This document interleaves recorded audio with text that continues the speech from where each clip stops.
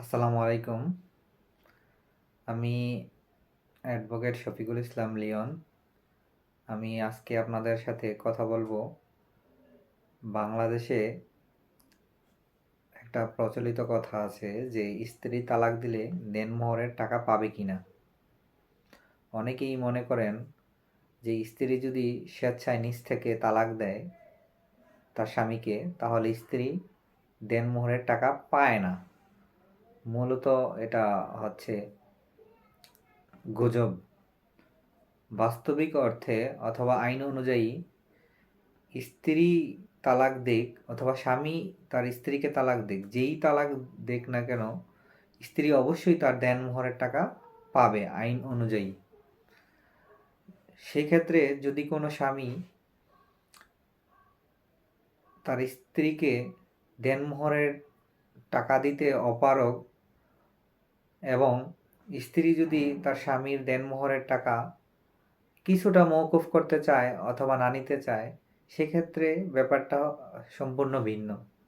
আর যদি কোনো স্ত্রী তার দেনমোহরে যে প্রাপ্য টাকা, সেই টাকা যদি মওকুফ না করে তার স্বামীকে, অবশ্যই স্ত্রীকে স্বামী তার দেনমোহরের সমুদয় টাকা পরিশোধ করতে বাধ্য। সেক্ষেত্রে স্ত্রী যদি স্বেচ্ছায় নিজে তালাক দেয় তার স্বামীকে, তালাক দেওয়ার পরেও স্ত্রী তার স্বামীর কাছ থেকে দেনমোহরের টাকা সে পাবে। অনেকেই মনে করে যে যদি স্ত্রী তার স্বামীকে ডিভোর্স দিয়ে দেয়, তাহলে স্ত্রী তার দেনমোহরের টাকা পাবে না। এটা সম্পূর্ণ মিথ্যা কথা। স্ত্রী অবশ্যই তার দেনমোহরের টাকা পাবে।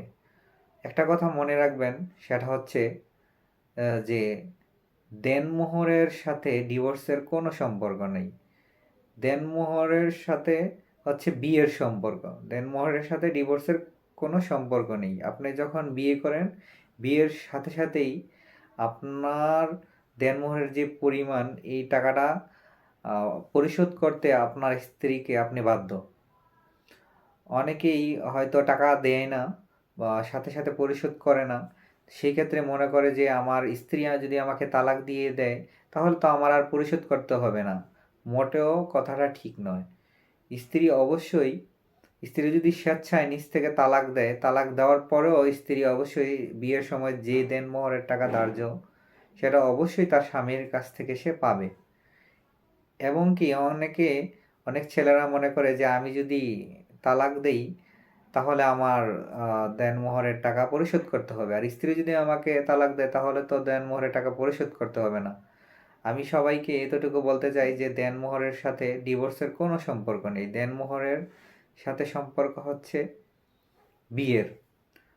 ভালো থাকবেন সবাই। দেনমোহর সম্পর্কিত যে কোনো বিষয় আপনাদের কারো প্রশ্ন থাকলে অবশ্যই আমার কমেন্ট বক্সে কমেন্ট করে জানাবেন, অথবা আইনগত পরামর্শ যদি আপনার কারো জানার প্রয়োজন হয়, আমার ভিডিওতে দেওয়া নাম্বারে অথবা ডিসক্রিপশনের দেওয়া নাম্বারে যোগাযোগ করে আমার সাথে কথা বলতে পারবেন।